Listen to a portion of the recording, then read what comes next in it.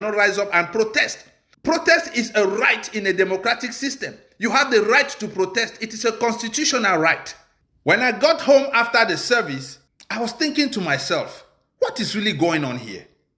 So an idea came to me. You know, every church now has a TV channel. So I said, let me scroll through all the churches and see what message was preached in church that very Sunday.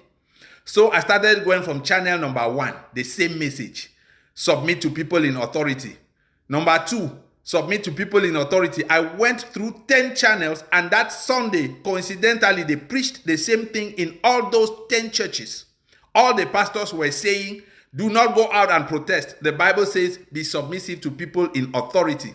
That is when it dawned on me, and I said, evidently, the Minister of Territorial Administration has called these pastors and told them what they should tell the people on that Sunday.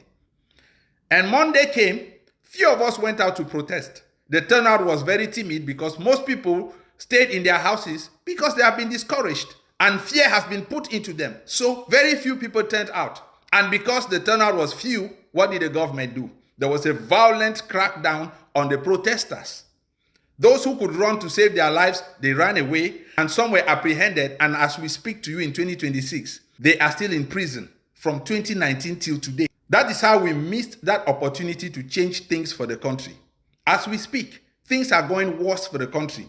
The same electoral law is in place. That war has not stopped up till today. The pastors are still there preaching the same messages of hope, selling hope to the people. Now, I'm talking about pastors because I don't know what imams were telling their own followers. You know, Muslims don't have TV channels, so there is no way for me to know about that. But I'm talking about what I know. In a country where the laws are bad, where there is a war and you are giving people hope, instead of telling the people to do the right thing, to go out and protest, to bring the change they need in their lives, how do we expect to develop in the country when the people don't stand up for their rights? A revolution can never be successful in Africa as long as the people are still submitted to their pastors and to their imams.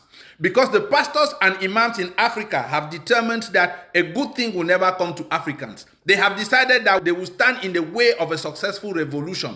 And no country in the world has ever evolved or emerged without a revolution of the people.